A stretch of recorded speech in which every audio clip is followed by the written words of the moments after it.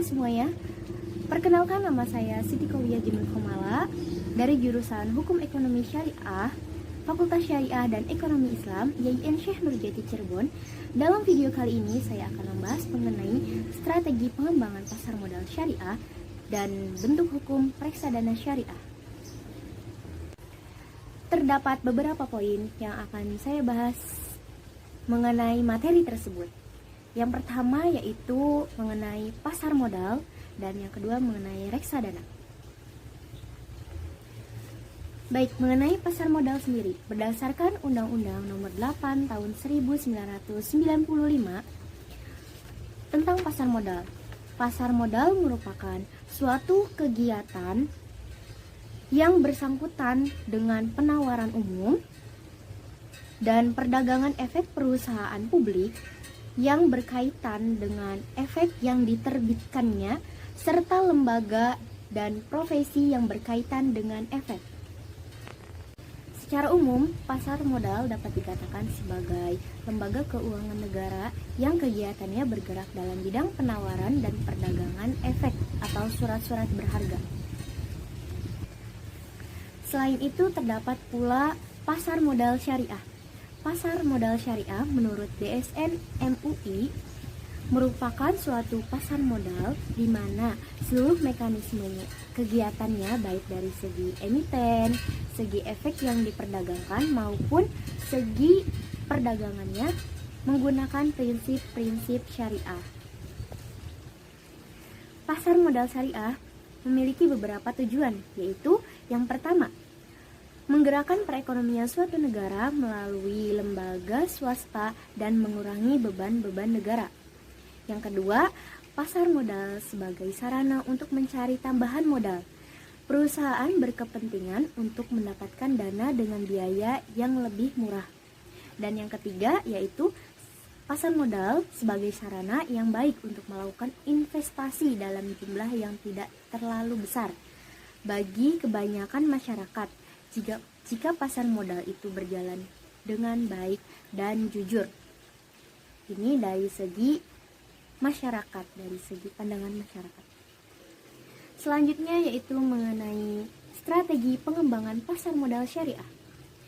Badan Pengawas Pasar Modal dan Lembaga Keuangan telah menyusun Master Plan Modal Indonesia, di mana di dalamnya terdapat dua strategi pengembangan.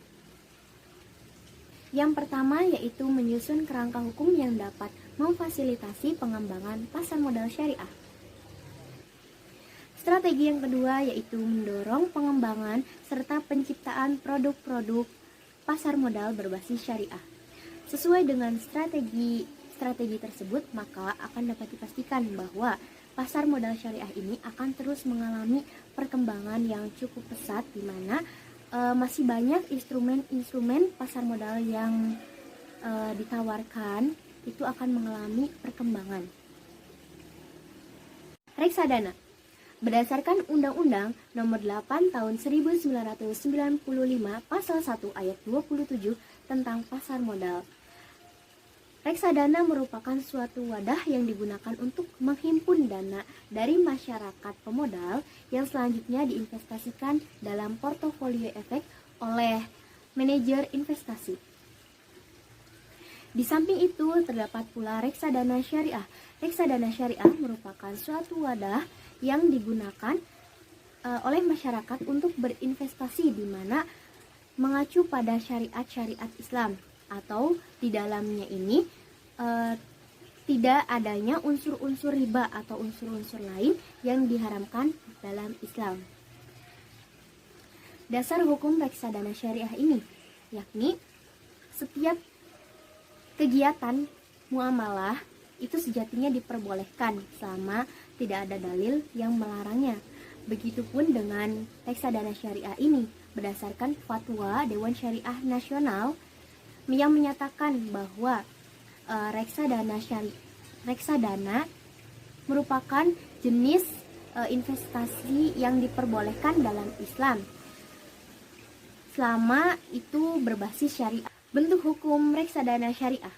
Berdasarkan Undang-Undang Nomor 8 Tahun 1995 Pasal 18 Ayat 1 tentang pasar modal, bahwa bentuk reksadana di Indonesia itu ada dua. Yang pertama berbentuk perseroan atau PT Reksadana, dan yang kedua yaitu berbentuk kontrak investasi kolektif atau KIK. Reksadana berbentuk perseroan atau corporate type. Dalam bentuk ini, perusahaan penerbit reksadana akan menghimpun dana dengan cara menjual saham. Selanjutnya, hasil dari penjualan tersebut akan diinvestasikan dalam berbagai jenis efek yang diperdagangkan di pasar uang. Reksadana berbentuk KIK atau kontrak investasi kolektif.